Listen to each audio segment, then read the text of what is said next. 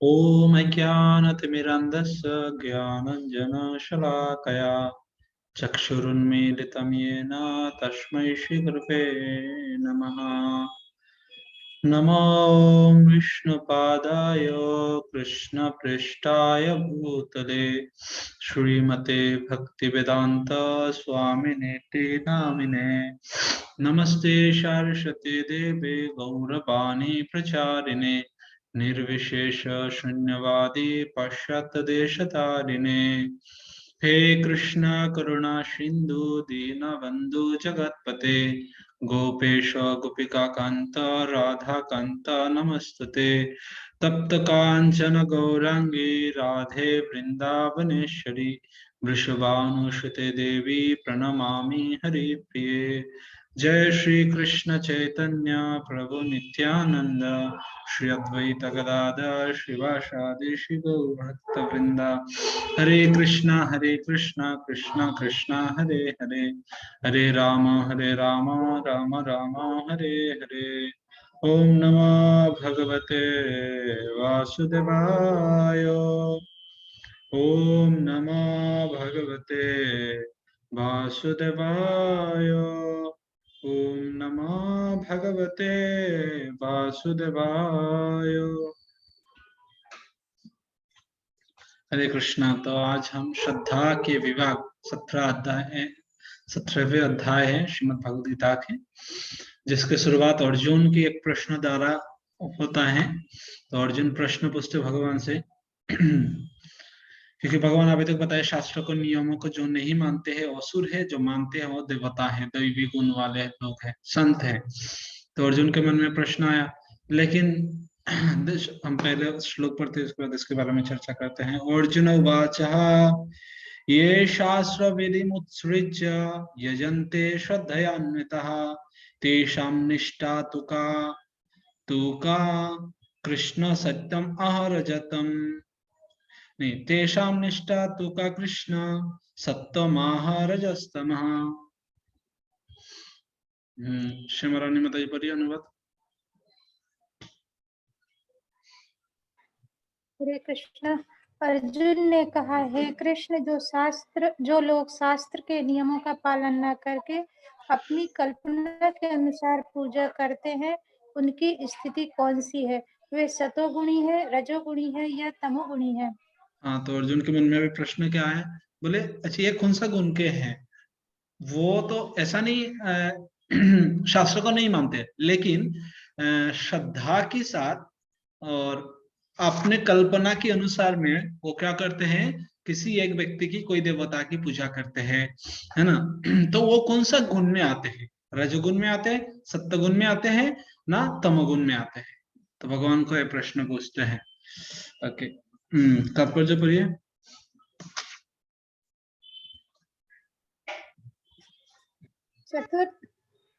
चतुर्थ अध्याय के 39वें श्लोक में कहा गया है कि किसी विशेष प्रकार की पूजा में निष्ठावान व्यक्ति क्रमशः ज्ञान की अवस्था को प्राप्त होता है और शांति तथा संपन्नता की सर्वोच्च सिद्धावस्था तक पहुंचता है। 16वें अध्याय में यह निष्कर्ष निकलता है कि जो शास्त्रों के नियमों का पालन नहीं करता वह असुर है, और जो निष्ठा पूर्वक इन नियमों का पालन करता है वह देव है। अब यदि कोई निष्ठावान व्यक्ति हो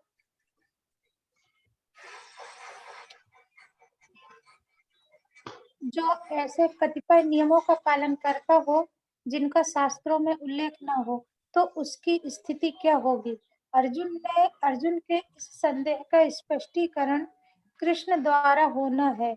क्या वे लोग जो किसी व्यक्ति को चुनकर उस पर किसी भगवान के रूप में श्रद्धा दिखाते हैं, रजो या तमोगुण में पूजा करते हैं, क्या ऐसे व्यक्तियों को जीवन में सिद्ध अवस्था प्राप्त हो पाएगी है?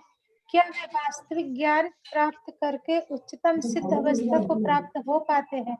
जो लोग शास्त्रों के विधि विधानों का पालन नहीं करते, किंतु जिनकी किसी पर श्रद्धा होती है और जो देवी देवताओं तथा मनुष्यों की पूजा करते हैं, क्या उन्हें सफलता प्राप्त होती है? अर्जुन इन प्रश्नों को कृष्ण से पूछ रहा है। तो अर्जुन के प्रश्न, असल में अर्जुन के प्रश्न क्या क्या है देखिए। यहाँ से शुरू होते हैं। अब यदि कोई ऐसा निष्ठावान व्यक्ति हो जो ऐसे कतिपय नियमों का पालन करता हो जिनका शास्त्रों में उल्लेख ना हो, तो उसका स्थिति क्या होगा? मतलब अपने मन से कोई अगर कुछ करने लगे तो उसका स्थिति क्या होगा? अर्जुन के इस संदेह का स्पष्टीकरण कृष्ण द्वारा होना है। क्यों वे, क्या वे लोग जो किसी भी व्यक्ति का चुनकर उस पर किसी भगवान के रूप में श्रद्धा दिखाते हैं, मतलब कोई भी व्यक्ति को पकड़ लीजिए, कोई भी व्यक्ति को पकड़ लेते हैं उसको भगवान जैसे उसको पूजा करते हैं, उसका सेवा करते हैं, तो इसका ये जो सत्व रज या तमोगुण में पूजा करते हैं, क्या ऐसे व्यक्ति को जीवन की सिद्धावस्था प्राप्त हो पाती है? क्या उसको सिद्धावस्था प्राप्त हो जाएगा इस तरह से पूजा करके, शास्त्र की निर्देश को पालन नहीं करते हुए, है ना? जो लोग शास्त्र के विधि विधानों का पालन नहीं करते हैं किंतु जिनकी किसी पर श्रद्धा होती है और जो देवी देवता तथा मनुष्य की पूजा करते हैं, क्या उन्हें सफलता प्राप्त होती है? अर्जुन इन प्रश्नों को श्री कृष्ण से पूछ रहा है। तो ये सारे प्रश्न अर्जुन ने पूछा। अभी भगवान कहते हैं, भगवान क्या कहते हैं? 3 प्रकार की श्रद्धा होते हैं, श्रद्धा की विभाग जो इस अध्याय के शीर्षक है, तो ये कृष्ण भी बताएंगे। श्री भगवान उवाच त्रिविधा भवति श्रद्धा देहिनां स्वभावजः सात्विकी राजसी चैव तामसी चेति तं शृणु। पूजा शर्मा बताइए, पढ़िए। भगवान ने कहा, देहधारी जीव द्वारा अर्जित गुणों के अनुसार उसकी श्रद्धा 3 प्रकार की हो सकती है, सतोगुण, रजोगुण अथवा तमोगुण। अब इसके विषय में मुझसे सुनो। तो भगवान ने क्या बोला? देहधारी जीव द्वारा अर्जित गुणों के अनुसार उसकी श्रद्धा 3 प्रकार की होती है। एक सप्तगुणी श्रद्धा, रजोगुणी श्रद्धा और तमोगुणी श्रद्धा। इसके बारे में भगवान अभी बोलेंगे। अभी ये सारे तीनों विषय में लोगों की तपस्या भी रजोगुनी होते, तमोगुनी होते, सप्तगुनी होते हैं। खाना रजोगुनी, तमोगुनी, सप्तगुनी, व्यवहार, आचरण, ये सारी चीज इसमें आ जाएगा। तो इसके बारे में भगवान अभी चर्चा करेंगे। ओके, तात्पर्य पढ़िए। जो लोग शास्त्रों के विधि विधानों को जानते हैं लेकिन आलस्य या कार्य विमुखतावश इनका पालन नहीं करते हैं, वे प्रकृति के गुणों द्वारा शासित होते हैं। वे अपने सत्वगुण, रजोगुण या तमोगुण पूर्व कर्मों के अनुसार एक विशेष प्रकार का स्वभाव प्राप्त करते हैं। विभिन्न गुणों के साथ जीव की संगति शास्त्र चलती रहती है। चूंकि जीव प्रकृति के सर्ग में रहता है, तो वह प्रकृति के गुणों के अनुसार ही विभिन्न प्रकार के मनोवृत्तियां अर्जित करता है। लेकिन यदि कोई प्रामाणिक गुरु तो की अभी ये बता रहे हैं, ये सारे तो प्रवृत्ति लाभ हो जाते हैं, लेकिन इससे मुक्त तो कैसे हो सकते हैं, तो इसके बारे में बताएंगे अभी प्रभुपाद जी। क्या बता रहे हैं?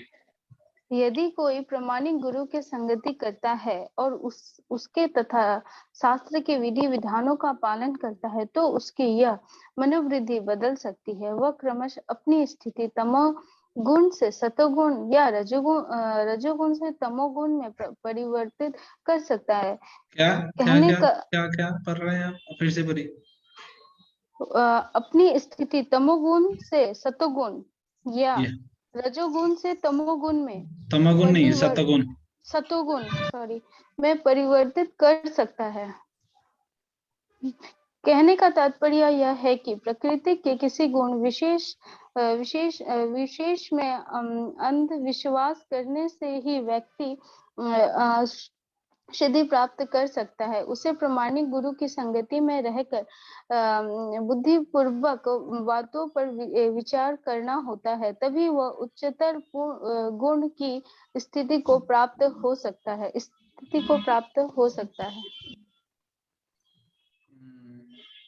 तो यहाँ से देखिए,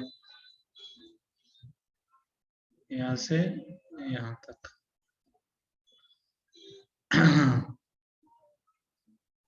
तो यहाँ क्या कहते हैं? कहने का तात्पर्य यह है कि प्रकृति के किसी गुण विशेष में अंधविश्वास करने से ही व्यक्ति सिद्धि प्राप्त नहीं कर सकता। अंधविश्वास से किसी की भी पूजा करके, किसी की भी पूजा में मतलब वो मेरे भगवान है, ये पैर मेरे भगवान है, ये जो मेरे तथाकथित कोई भी एक मनुष्य को पकड़ लीजिए, उसको मेरे भगवान है, उसको पूजा करने लगेंगे। तो इसी तरह से करने से उसको सिद्धि प्राप्त नहीं होता है, उसको जो जीवन का चरम उद्देश्य है वो प्राप्त नहीं होता है। तो क्या करना चाहिए, उसे प्रामाणिक गुरु की संगति में रहकर बुद्धिपूर्वक बात पर विचार करना होता है, तभी वो उच्चतर गुणों की स्थिति को प्राप्त हो सकता है। तो अभी वो उच्चतर जो गुण है, सत्य गुण है, विशुद्ध सत्य गुण है, उस स्थिति को प्राप्त कर सकता है। तो इसलिए गुरु की जरूरत सारे व्यक्ति को है, व्यक्ति के जीवन में गुरु की जरूरत बहुत है। अगर गुरु की कृपा ना हो, गुरु की डायरेक्शन ना रहे, तो व्यक्ति भक्ति में आने के बाद भी भटक सकते हैं। अगर हमारे पास शिक्षा गुरु ना रहे, अगर हमारे पास यथार्थ मार्गदर्शक ना रहे, तो ये भक्ति में आने के बाद भी आपको पतन हो सकते हैं। ऐसा नहीं एक बार आ गया तो उसके बाद नहीं होगा, नहीं है। इसलिए हमको किसी ना किसी व्यक्ति की संगति में रहना चाहिए, उनके आदेश निर्देशों को पालन करना चाहिए। ओके, तीसरा नंबर श्लोक है, सत्यानुरूपा सर्वस्व श्रद्धा भवति भारत, श्रद्धामयं पुरुषं यत् श्रद्धा स एव सः। रमणीय मत पढ़िए।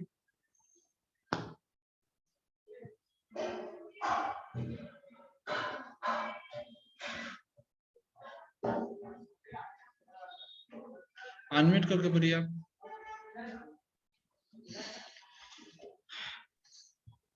हे भारत पुत्र, विभिन्न गुणों के अंतर्गत अपने अपने अस्तित्व के अनुसार मनुष्य एक विशेष प्रकार की सिद्धि विकसित करता है। अपने द्वारा श्रद्धा विकसित करता है, श्रद्धा विकसित करता है। अपने द्वारा अर्जित गुणों के अनुसार ही जीवों के विशेष श्रद्धा से युक्त कहा जाता है। अपने द्वारा अर्जित गुणों के अनुसार ही जीव का विशेष श्रद्धा से युक्त कहा जाता है। मतलब वो अगर उसका जो गुण है वो अगर रजोगुणी है, तो उसका जो श्रद्धा है वो रजोगुणी होगा। अगर उसका जो गुण है, उसका आंतरिक जो गुण है वो तमोगुण की है, तो उसका श्रद्धा तमोगुण की होगा। तो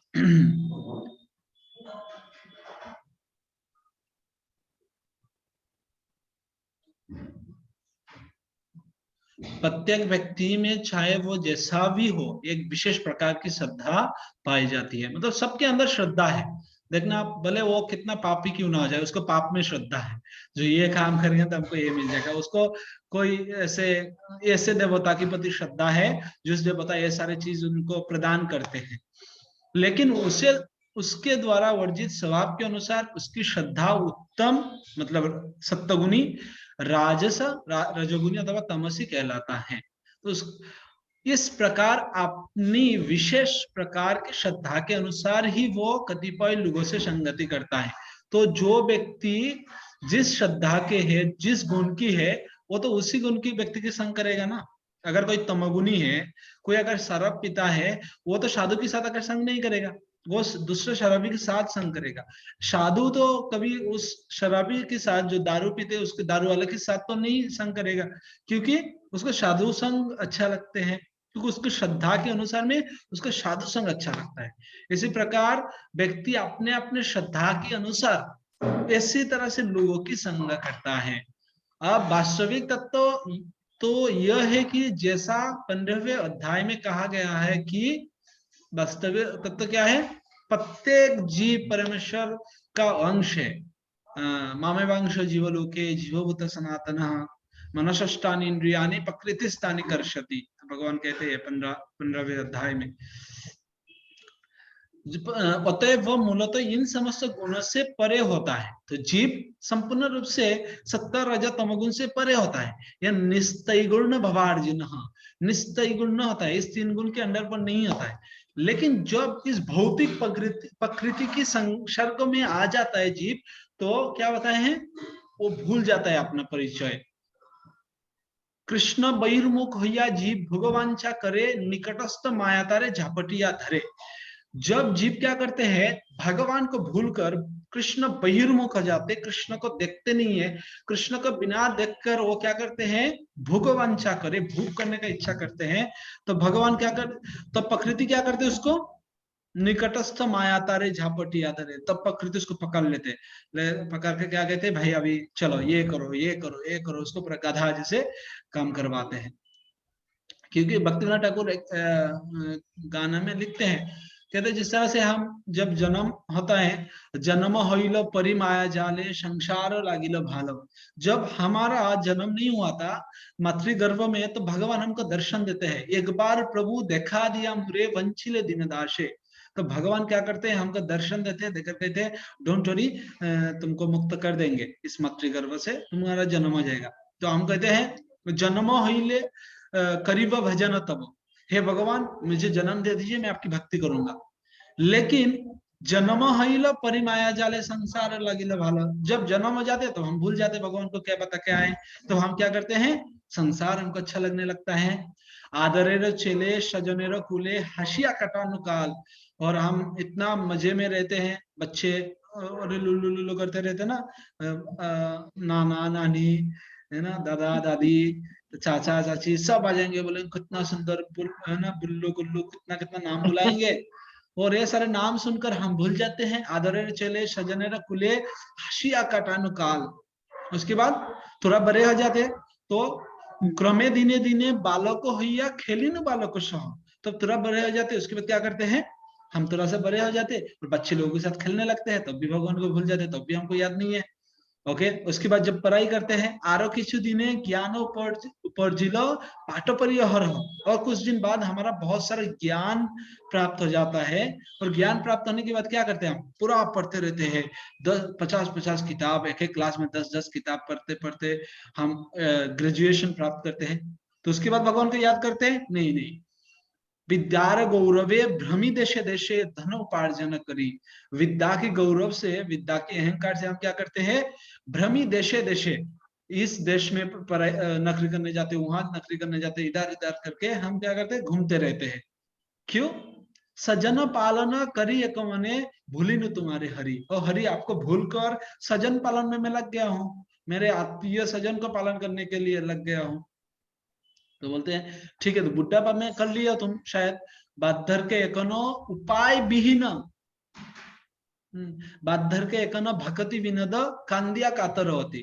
तो भक्तिविनोद ठाकुर क्या कहते हैं, अभी तो मैं बुढ़ा हो गया हूँ, अभी तो मेरे कान से सुनाई नहीं जाता है, आंखों से दिखाई नहीं जाता है, मुंह से बोल नहीं पाता हूँ, है ना, भगवान के कीर्तन सुन नहीं पाता हूँ, तो अभी किस तरह से भक्ति करूंगा मैं, ना भजिया तरे दिनों भीता गेलो एकोन की होवे गति। और इस तरह से जब भगवान को भजन नहीं करते, हम नहीं करके पूरा दिन चला जाता है, और अभी क्या गति होगा हमारा। तो यही कहते हैं मूलतः हम भगवान की अंश है, भगवान को प्रॉमिस करके आए हैं, जो हम आपकी भक्ति करेंगे, हम आपकी पूजा करेंगे, हम आपकी सेवा करेंगे। लेकिन यहाँ आने की बाद देखिए, लेकिन जब वह भगवान के साथ अपने संबंध को भूल जाता है और बद्ध जीवन में भौतिक प्रकृति के संसर्ग में आता है, तो वह विभिन्न प्रकार की प्रकृति के साथ संगति करने अपना स्थान बनाता है, जो हमने अभी डिस्कस करे। तो वैष्णव संघ बहुत सुंदर है, इसमें बहुत सिंपल करके पूरा तथ्य को इतना सुंदर करके समझा के दिए हैं। इस प्रकार से प्राप्त कृत्रिम श्रद्धा तथा अस्तित्व मात्र भौतिक होते हैं, भले ही कोई किसी धारणा या अध्यात्म बुद्ध द्वारा प्रेरित हो, लेकिन मूलतः वो निर्गुण या दिव्य होता है। आत्मा क्या होता है, न जायते म्रियते वा कदाचित नायम भूता भविता वा न भूय अज नित्य शाश्वत अयम पुराण न हन्यते हन्यमान शरीरे। वो जो नित्य शाश्वत, आत्मा के जन्म नहीं होता है, आत्मा नित्य है, आत्मा शाश्वत है। तो आत्मा किस तरह से इस गुण द्वारा आकृष्ट हो सकते हैं? आत्मा आकृष्ट नहीं होती, लेकिन आत्मा जिस शरीर को ग्रहण करते हैं उस शरीर इस भौतिक संसर्ग में आकर फंस जाते हैं। अतएव भगवान के साथ अपना संबंध फिर से प्राप्त करने के लिए उसे भौतिक कलम से शुद्ध होना पड़ते हैं। अभी क्या करना चाहिए? भौतिक कलम से मुक्त होने के लिए भगवान से कनेक्ट होने के लिए क्या करना पड़ेगा? अगर कोई बच्चे अपने पिता को भूल गया है और उसको अगर फिर से और इतना दुख प्राप्त हो रहा है क्योंकि उसको पिताजी नहीं है यहाँ और वो बच्चे हैं, उसको ना पैसा है ना कुछ है, तो उसको क्या करना चाहिए? अपने पिताजी के पास वापस चले जाना चाहिए, है क्या नहीं? तो इसी तरह से हम सारे दुख प्राप्त करने के लिए कारण क्या है?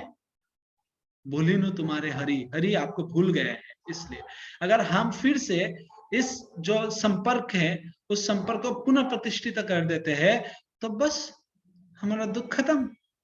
यही एकमात्र मार्ग है निर्भय होकर कृष्ण भवनामृत में लौटने का। प्रभुपाद जी कितना सुंदर कहते हैं, निर्भय होकर कृष्ण भवनामृत में लौटने का।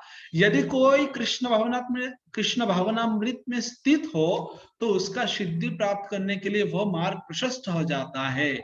तो अगर कोई कृष्ण भवनामृत में प्रैक्टिस कर रहे हैं तो उसके लिए वो मार्ग बहुत प्रशस्त हो जाते हैं, बहुत बड़े हो जाते हैं। यदि वो आत्म साक्षात्कार के इस पद को ग्रहण नहीं करता तो वो निश्चित रूप से प्रकृति के गुणों के साथ वो जाता है, वह जाता है। ओके, तो यहाँ इस श्लोक में श्रद्धा शब्द अत्यंत सार्थक है। श्रद्धा मूलतः सतगुण से उत्पन्न होती है। मनुष्य की श्रद्धा किसी देवता, किसी कृत्रिम ईश्वर, कृत्रिम ईश्वर मतलब क्या है? आर्टिफिशियल गॉड, है ना, जो बना हुआ है भगवान आजकल के, है ना, ये बाबा वो बाबा है, लोटा कितना कितना बाबा है, तो जो भी इन बाबा के नाम ना लेना ही अच्छा है। तो ये सारे खुद को भगवान बोलने लगेंगे। किसी कृत्रिम ईश्वर या मनोधर्मों में ईश्वर या मनोधर्मों में हो सकती है, लेकिन प्रबल श्रद्धा शाब्दिक कार्यों में उत्पन्न होती है। तो उन लोगों की श्रद्धा भी इतना स्ट्रांग नहीं होते है। वो बाबा की अगर सोचिए कभी उसको ईगो का हर्ट कर दिया तो उस बाबा भी उसको छोड़ देगा और वो भी उनको छोड़ देगा। तो इस तरह से होता है, उसका श्रद्धा इतना धीरे नहीं होता है, क्योंकि धीरे श्रद्धा एकमात्र कृष्ण भक्ति में सतगुण में संभव है। किंतु भौतिक बद्ध जीवन में कोई भी कार्य पूर्णतया शुद्ध नहीं होता है, वे सब मिश्रित होते हैं, वे शुद्ध शाब्दिक नहीं होते हैं। शुद्ध सत्य दिव्य होता है। शुद्ध सत्य में रहकर मनुष्य भगवान के वास्तविक स्वभाव को समझ सकता है और एकमात्र विशुद्ध सत्यों में रहकर ही व्यक्ति भगवान की भक्ति को समझ सकता है।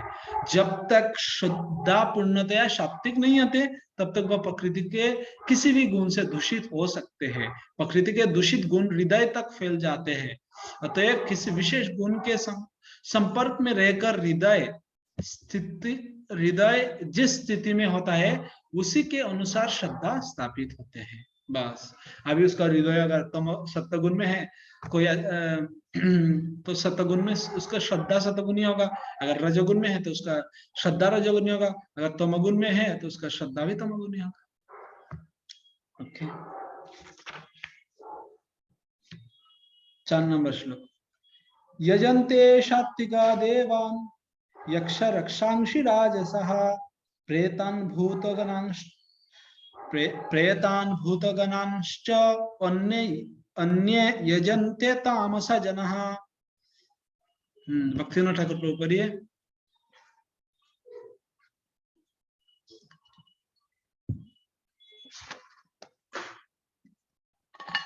अनम्यूट करके पढ़िए। सतगुणी व्यक्ति देवताओं को पूजते हैं। रजोगुणी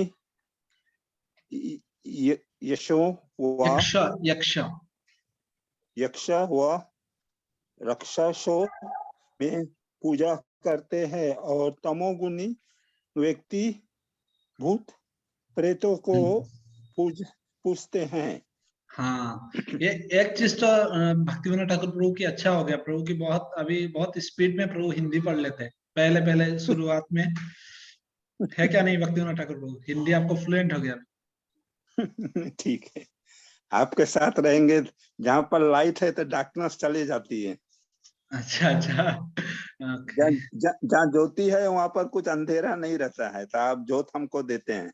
मैं पता है आप अपना अपना प्रयास से सीखे हैं, और ये प्रभुपाद जी की किताब की पावर है, किसी को भी कोई भी लैंग्वेज सिखा सकते हैं। ओके। सत्वगुणी व्यक्ति अभी 3 गुण की, और सत्वगुणी व्यक्ति किसको पूजा करते हैं, रजोगुणी व्यक्ति किसको पूजा करते हैं, तमोगुणी व्यक्ति किसको पूजा करते हैं, भगवान बताते हैं। यजंते सात्विका देवा, जो सत्वगुणी व्यक्ति और देवता की पूजा करते हैं। यक्ष रक्षंसी राजसा, जो रजोगुणी व्यक्ति क्या करते हैं, यक्ष और राक्षसों का पूजा करते हैं। और भूत प्रेतान भूतगणांश्चन्य यजंते तमसा जना, भूत और प्रेत का पूजा कौन करते हैं, तमोगुणी। तमोगुणी। ओके, तो इस श्लोक में यही बताया गया है तात्पर्य में। सॉरी, तो दुनिया में लोग बस 3 गुण में चक्कर मारते रहते हैं ना।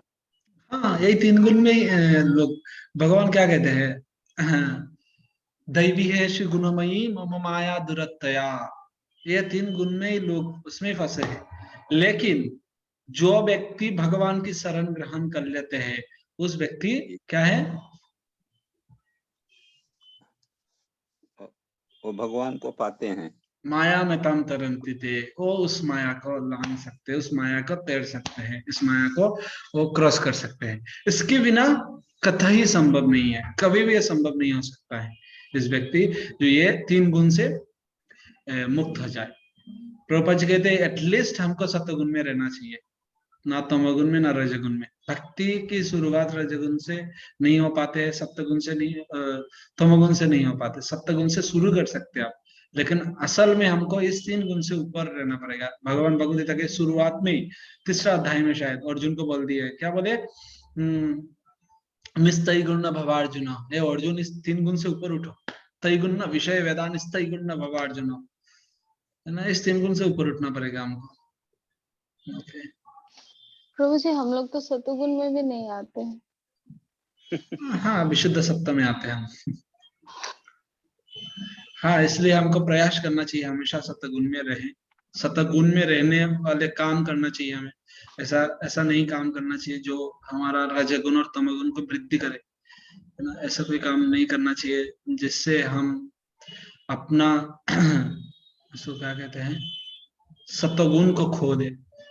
क्योंकि सतगुणी व्यक्ति शास्त्र को समझ सकते हैं, सतगुणी व्यक्ति ही सात्विक होता है, और सात्विक की बिना इस सात्विक ज्ञान को प्राप्त नहीं कर सकते हैं।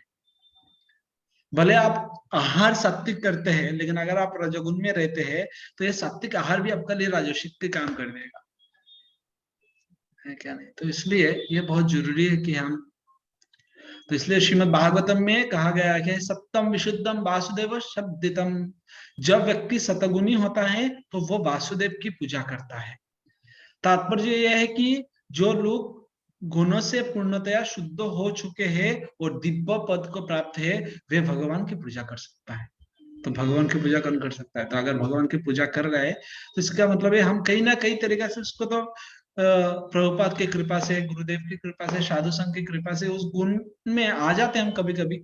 ऐसा नहीं हमेशा ही आप सतगुण में रहेंगे, कभी सतगुण बहुत ज्यादा रहता है और तमोगुण कम, रजोगुण कम, कभी रजोगुण बढ़ जाता है, तमोगुण और सप्तगुण कम हो जाता है, कभी तमोगुण बहुत बढ़ जाता है, तब रजोगुण और सप्तगुण कम हो जाता है। तो इसी तरह से 3 गुण हमेशा ही रहता है, तो इसलिए 3 गुण से मुक्त होना पड़ेगा। और 3 गुण से मुक्त होने का एक और एकमात्र तरीका है भगवान की भक्ति में और धीरता के साथ युक्त होने का, और कुछ नहीं तो यह 3 गुण से मुक्त होना। आप सोचिए, आप बोलेंगे पानी में रहकर मैं नहीं भीगूंगी, मतलब मैं गीला नहीं होंगी, ऐसा हो सकता है क्या, नहीं। हम 3 गुण के अंदर अंडर में है, इस भौतिक जगत ही इस तरह से बनाया गया है, 3 गुण है यहाँ प्रोमिनेंट है ना, माया है। और उसके बाद हम बोलेंगे नहीं हमें माया से मुक्त नहीं होंगे, माया से मुक्त मुक्त हो जाएंगे बिना कुछ करके, नहीं है।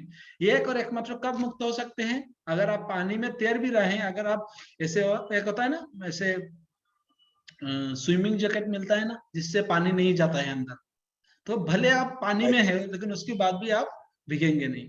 भले रेनकोट अगर पहन के आप बारिश में भी जाएंगे तो उसके बाद भी भीगेंगे नहीं आप, भले वहां बारिश है, तो इसी तरह से भगवान की भक्ति रूपी रेनकोट अगर हम पहन लेते हैं तो इस 3 गुण की अंडर उसकी निर्देशना में रहकर भी हम भगवान और सत्य विशुद्ध सत्य गुण में रह सकते हैं।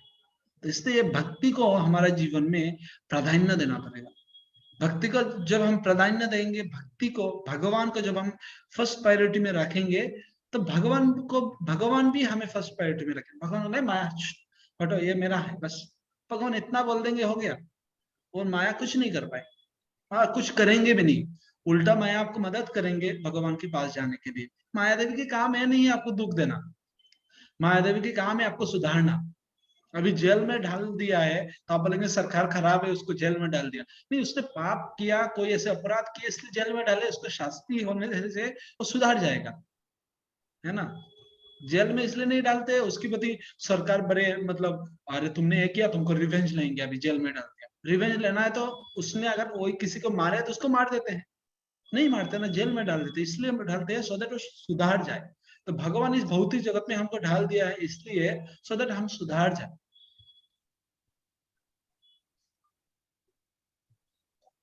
वासुदेवाय परायण।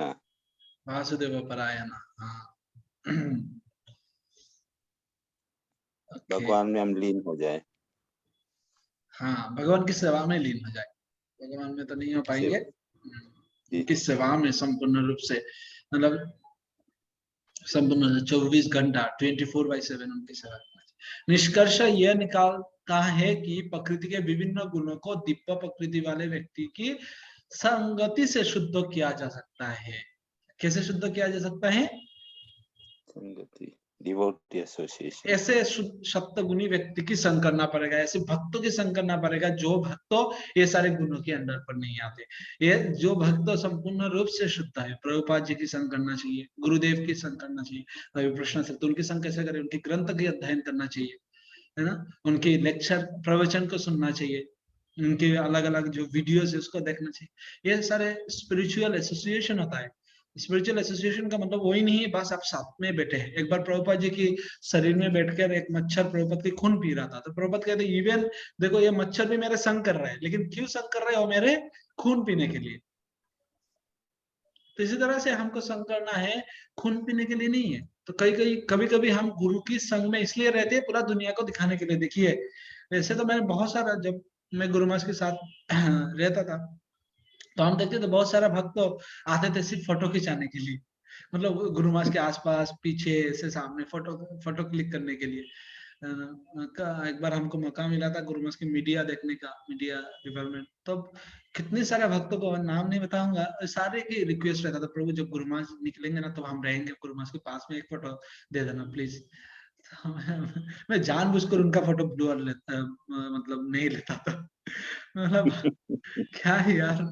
हाँ कभी कभी ठीक है, लेकिन हर टाइम उन लोगों की प्लानिंग एक ही रहता है, गुरुदेव के साथ फोटो लेंगे। क्यों?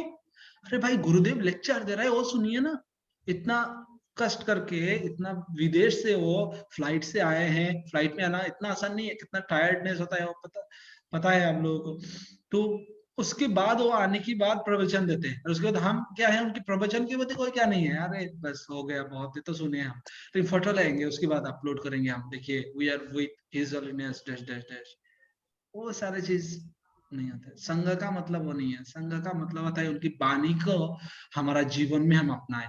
वो अपने प्रवचन में, श्रील प्रभुपाद जी की कितना फोटो है भक्तिसिद्धांत सरस्वती प्रभुपाद के साथ, उनको कितना वीडियोस में है? नहीं है। एक बार ही उनके गुरुदेव ने उनको बोले थे तुम शिक्षित युवक हो, है ना, एडुकेटेड लड़का हो, क्यों ना विदेश जाकर प्रचार करते। बस हो गया, प्रभुपाद जी ये पकड़ लिया और चले। ये 70 साल उम्र में जाकर उन्होंने सक्सेस किए। और प्रभुपाद जी एक बार उनके गुरु महाराज की समाधि के सामने से जा रहे थे, तो प्रभुपाद जी के गुरु भाई उनको कह रहे, उनको देखो देखो देखो वो प्रणाम नहीं करते गुरुदेव को, मतलब गुरुदेव की समाधि में। तो प्रभुपाद जी कहते मैं प्रणाम, मैं कभी गुरुदेव से अलग ही नहीं हुआ, प्रणाम क्यों करूं मैं, मेरे गुरुदेव मेरे साथ हमेशा है। तो संघ का मतलब यह है, संघ का मतलब you will feel that his presence, guru's presence और कृष्ण's प्रेजेंस ऑल द टाइम, हमेशा। तो ये कैसे संभव होगा? अगर गुरुदेव की वाणी को हम लाइफ एंड सोल बना दे, हमारा जीवन बना दे, तब जाकर ये हो सकता है। व्यक्तत्तम सोम तत्सर्वम तत्तस्तत् अनुग्रहात् भ्रूयुस्निग्धस्य शिष्यस्य गुरुवे गुह्यम अप्युतः। श्रीमद् भागवतम में सुत गोस्वामी की महिमा में क्या बताते हैं? यही बताते हैं, बोलते हैं सौम्य है वो और सरल है, इसलिए आपको गुरु ने आपको गुह्यम अप्युतः गुह्यम ज्ञान प्रदान करे। ओके,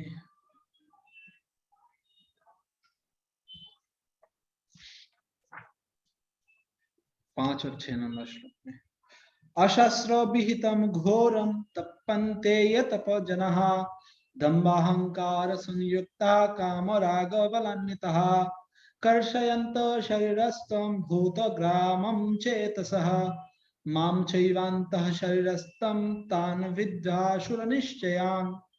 असुर व्यक्ति कौन है? असुर व्यक्ति का डेफिनेशन दिया है। श्यामरानी माता जी पढ़िए। जो लोग दंभ तथा अहंकार से अभिभूत होकर शास्त्र विरुद्ध कठोर तपस्या और व्रत करते हैं, जो काम तथा आसक्ति द्वारा प्रेरित होते हैं, जो मूर्ख है तथा जो शरीर के भौतिक तत्वों को तथा शरीर के भीतर स्थित परमात्मा को कष्ट पहुंचाते हैं, वे असुर कहे जाते हैं। तो असुर को हम किसको कहते हैं? जो दंभ तथा अहंकार से अभिभूत होकर वो शास्त्र विरुद्ध कठोर तपस्या और व्रत करते हैं। मतलब उसको शास्त्रों में ऐसे बताया गया नहीं है, कुछ भी नहीं है ऐसे, लेकिन वो क्या करते हैं? ये सारे तपस्या करते हैं। क्यों? ये दंभ और अहंकार के लिए, उसके और कोई क्या नहीं है, उद्देश्य ही नहीं है। उसका क्या उद्देश्य है? और अगर हम ये तपस्या कर लेते हैं तो हमको क्या होगा? लोग हमारा जय जयकार देंगे। अरे क्या बात है प्रभु जी। ऐसे जो काम तथा आसक्ति द्वारा प्रेरित होते हैं, जो मूर्ख तथा है तथा जो शरीर के भौतिक तत्व को तथा शरीर के भीतर स्थित परमात्मा का कष्ट पहुंचाता है, वे असुर कहे जाते हैं। तात्पर्य करिए। कुछ पुरुष ऐसे हैं जो ऐसी तपस्या की विधियों का निर्माण कर लेते हैं जिनका वर्णन शास्त्रों में नहीं है। उदाहरणार्थ, किसी स्वार्थ के प्रयोजन से यथा राजनीतिक कारणों से उपवास करना शास्त्रों में वर्णित नहीं है। शास्त्रों में तो आध्यात्मिक उन्नति के लिए उपवास करने की संस्तुति है, किसी राजनीतिक या सामाजिक उद्देश्य के लिए नहीं। तो यह उपवास का मतलब क्या होता है? उपवास का मतलब ये होता है जो भगवान की निकट में वास करना। उस एकादशी व्रत इसलिए करते हैं, जन्माष्टमी हम इसलिए करते हैं, उसी दिन इसलिए नहीं खाते हम, एक ही कारण है, जो वो अगर खाएंगे तो उस समय थोड़ा नष्ट हो जाएगा, तो उसी टाइम हम भगवान के नजदीक पर रहते हैं। तो उपवास का मतलब ये है भगवान के निकट में रहना, भगवान के और नजदीक में रहना। लेकिन कोई राजनीतिक और सामाजिक उद्देश्य के लिए ये सारी चीज नहीं करना चाहिए। पढ़िए। भगवत गीता के अनुसार जो लोग ऐसी तपस्या करते हैं वे निश्चित रूप से आसुरी हैं।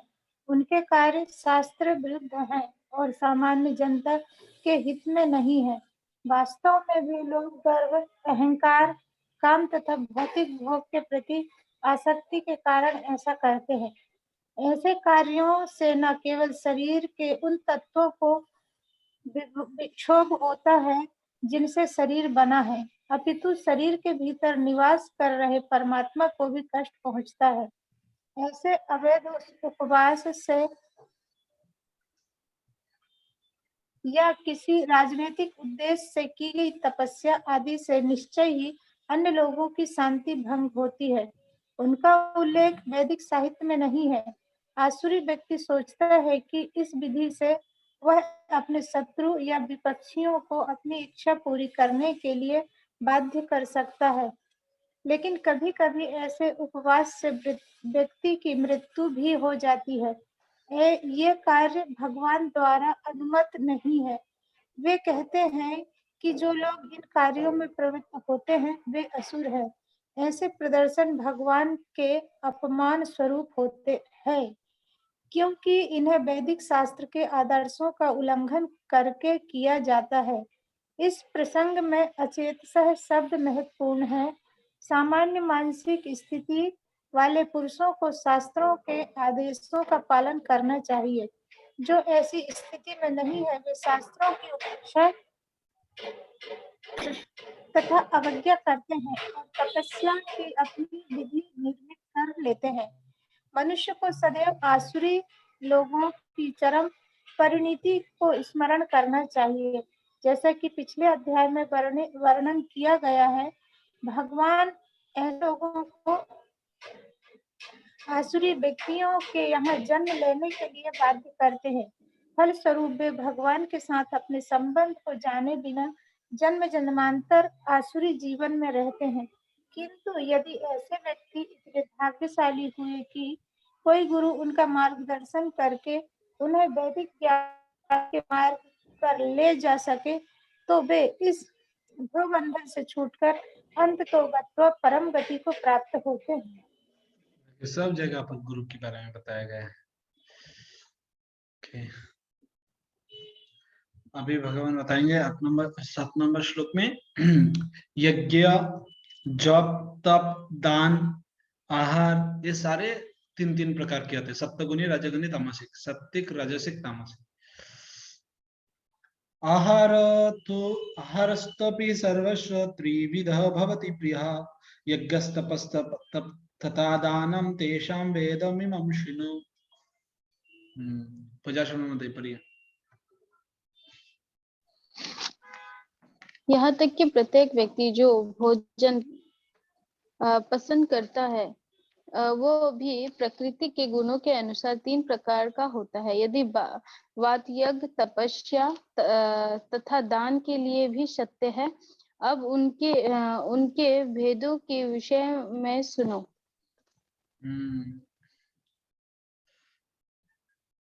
8 नंबर है।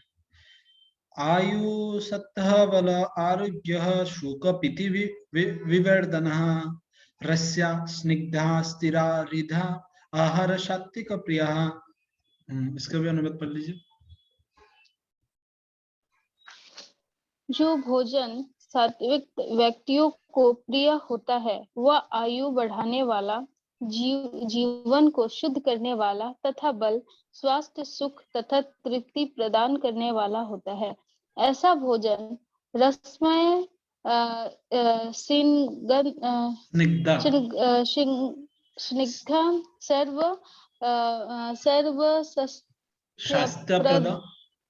शास्त्रप्रद तथा हृदय को मानने वाला होता है।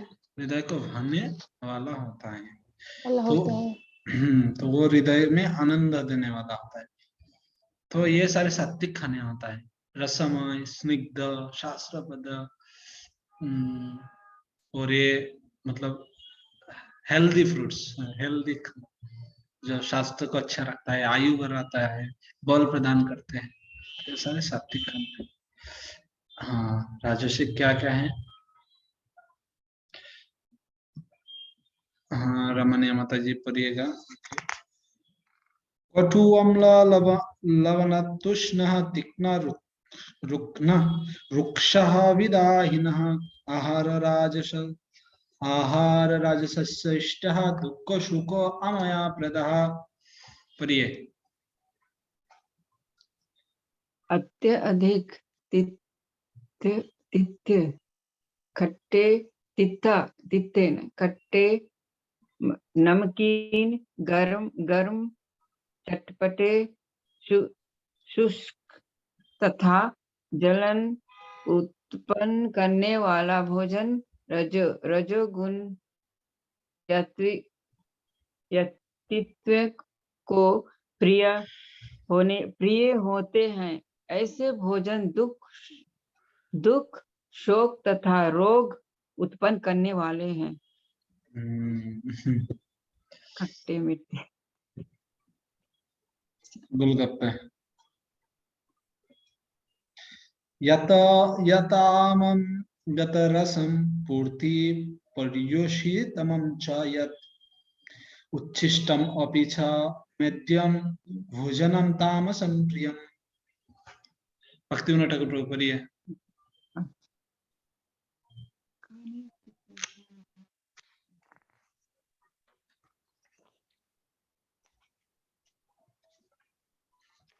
अनम्यूट करके पढ़िए प्रभु। खाने से 3 घंटे पूर्व पकाया गया है। स्वादहीन, वियोजित एवं सदा झूठा तथा अस्पृश्य वस्तुओं की झूठ भोजन उन लोगों के प्रिय होता है जो तपस्वी होते हैं। जो तामसी होते हैं।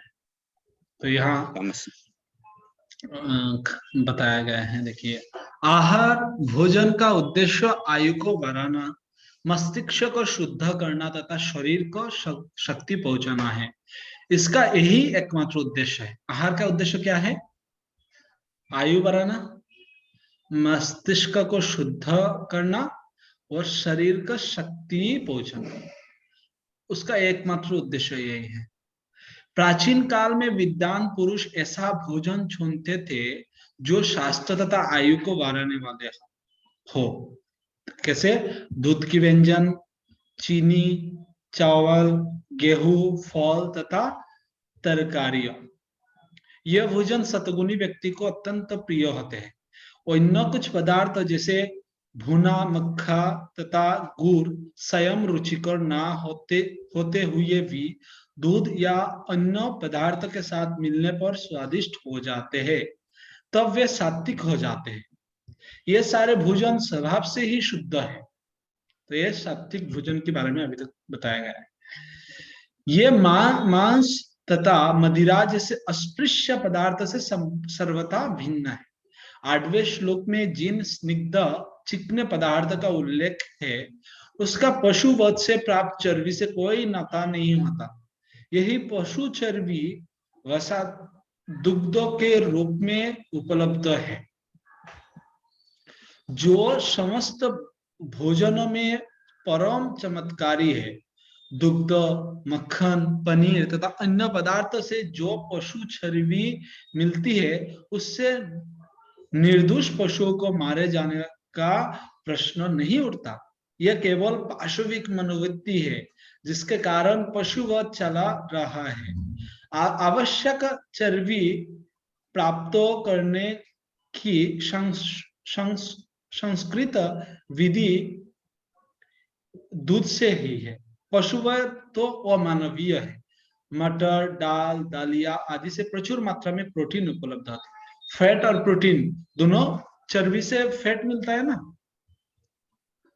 तो फैट और प्रोटीन ये दोनों तो ऐसे ही मिल जाता है। दूध, दही, मक्खन, इसमें है चर्बी जितना चाहिए। चर्बी मतलब वो तेल नहीं है जो पशु की तेल नहीं, चर्बी मतलब वो उसमें जैसे शरीर को स्वस्थ रखने के लिए चर्बी की जरूरत है, प्रोटीन की जरूरत है। तो ये सारे चीज प्रोटीन वगैरह सब मटर, दाल, दालिया आदि में प्रचुर मात्रा में पाया जाता है। फैट के लिए आपको, चर्बी के लिए दूध है, मक्खन है, दही है, घी है, ये सब कुछ मिल जाता है। राइस है, रोटी, आटा ना, ये सारे चीज, गेहूं, सब कुछ है। लेकिन उसके बाद भी पशु आसुरिक मनोभाव क्या है, उसको क्या, उन लोगों को क्या लगता है, जो भाई हम अगर पशु की मांस नहीं खाएंगे तो हमको प्रोटीन कहाँ से मिलेगा, हम कहाँ से शक्तिशाली बनेंगे, है ना। अरे भाई, एक दिन तो तुम्हारा ये शरीर खराब होने वाला ही है। कितने बड़े बड़े रेसलर अभी हाथ नहीं उठा पाते हैं खुद, है ना। ये खा पी कर क्या हुआ है अभी। अगर इतना ही शक्ति हो जाता, इतना ही प्रोटीन तुम्हारा हो जाता, तो हाथ क्यों नहीं उठा पाते आज। मैं कल ही देख रहा था एक वीडियो, एक महान खिलाड़ी जो अभी खुद का हाथ नहीं उठा पाते हैं, दूसरा कोई उठा के देते हैं, और जो पहले एक एक पांच में एक एक को मार देते थे। तो कहा गया है सारे प्रोटीन अभी, अगर ये प्रोटीन ही इतना आपका जरूरत था, तो इसलिए जो राजसिक व्यक्ति है वो क्या करते हैं, सारे पशु हत्या, ये पशु बलि देते हैं इस प्रोटीन के नाम से। लेकिन ये सारे पाशविक मनोवृत्ति है, आसुरिक मनोवृत्ति है। जो राजस भोजन कटु, बहुत लवणीय या अत्यधिक गर्म चटपटा होते हैं, वो आमाशय की श्लेष्मा को घटाकर रोग उत्पन्न करता है। तामसिक भोजन अनिवार्य तो वासी होता है। जैसे बहुत सारे व्यक्ति बहुत सारा मिर्ची खाते रहते हैं, बहुत ज्यादा मिर्ची खाते हैं, तो उस व्यक्ति को बाद में बहुत सारे भक्तों को भी जानते हैं जिनका अभी अभी वो सिर्फ जूस सोप पीते हैं, क्योंकि इतना खराब हो गया, स्टमक पर कुछ डाइजेस्ट नहीं होता है, सिर्फ सोप कुछ भी पियो वो सब निकल जाता है। क्यों? क्योंकि इतना मिर्ची खाया गया है, इतना मसाला खाया गया है। तो इसलिए ये सारी चीज के एक परिमाण होना चाहिए, है ना, सब कुछ के एक डिसिप्लिन में होना चाहिए, सब कुछ एक्सेस नहीं करना चाहिए। तामसी भोजन अनिवार्य तो वासी होता है, तो इसलिए कहते हैं प्रसाद इतना ही बनाना चाहिए जितना आप एक बार में खा सकते हैं, क्योंकि प्रसाद को फेंक भी नहीं सकते आप, तो फेंक नहीं सकते तो इसको क्या करना चाहिए, रसोई की 3 घंटा के अंदर उसको खत्म कर देना चाहिए, ऐसे आना चाहिए। तो इसलिए भगवान को भूख लगाने के लिए हर बार कुकिंग करना चाहिए, है ना, और उसी प्रसाद को ही ग्रहण करना चाहिए।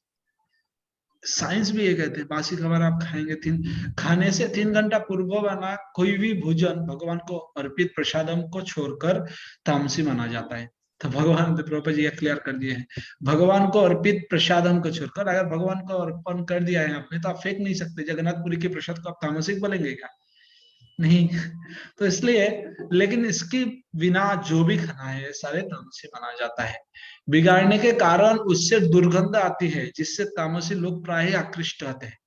सात्विक पुरुष उससे मुख मोर लेते हैं। तो बहुत सारे लोग देखते हैं जो मतलब मतलब सरा हुआ खाना उनको बहुत अच्छा लगता है। हमको याद है बहुत जब छोटे थे हम, तो दाल खराब हो जाता था, है ना, पता नहीं कि खाए क्या नहीं, ऐसे हम तो खाए बहुत बार। तो दाल खराब हो जाता था, हो जाने की बाद 3-4 दिन रहने की बाद उसके बाद उसको फिर से पकाते थे, क्या करके सुखा के, उसमें तो खट्टा खट्टा लगता था, वो लोगों को बहुत प्रिय होता था।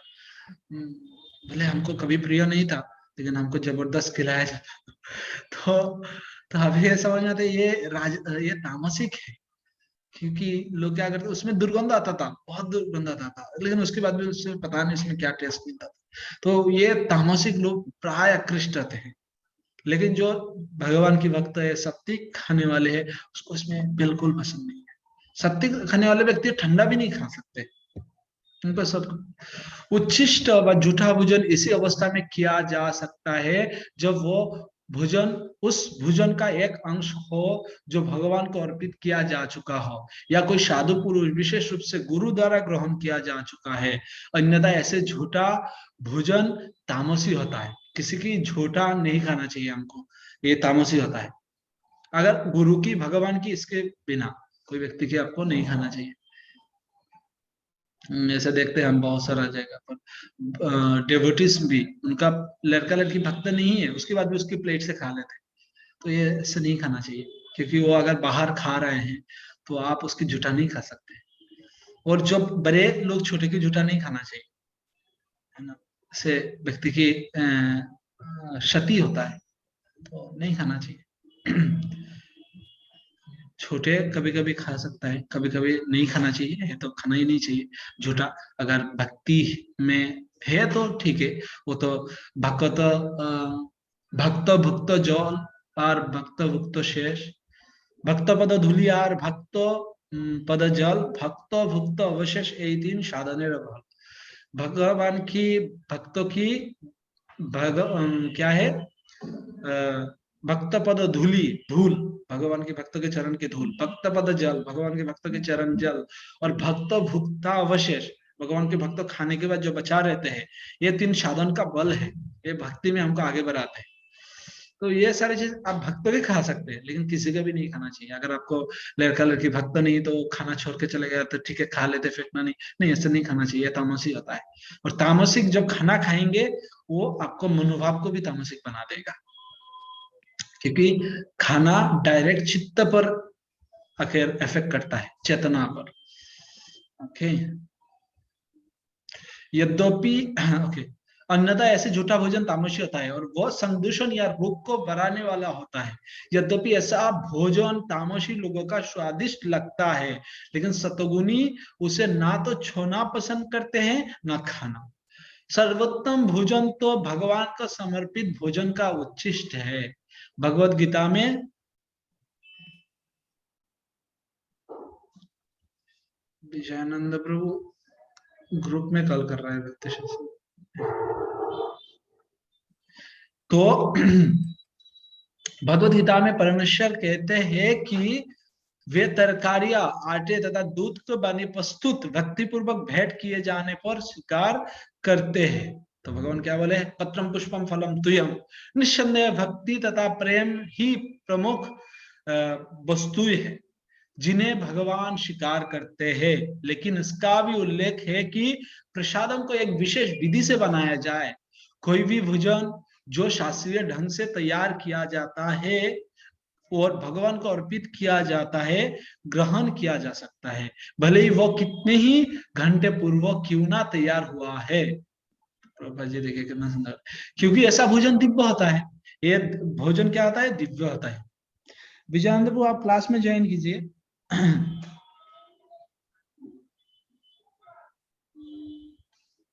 तो ऐसा भोजन क्या होता है, दिव्य होता है। होता है भोजन को रोगानुरोधक खाद्य तथा सभी मनुष्यों के लिए रुचिकर बनाने के लिए सर्वप्रथम भगवान को अर्पित करना चाहिए। यस्मिन् तुष्टे जगत तुष्ट। जो अगर कोई भगवान का अर्पण करते हैं तो वो अपने आप शुद्ध हो जाते हैं और उससे उनका सारे चीज प्रसाद सेवा करते हैं सकल प्रपंच जय। अगर प्रसाद को ग्रहण करते हैं तो उसका सारे प्रपंच, इस भौतिक जगत से उनका सारे प्रपंच से मुक्त हो सकते हैं। Okay okay, thank you all very much. Jagadguru Srila Prabhupada की, समवेत गौर भक्त वृंद की, निताय गौर प्रेमानंद।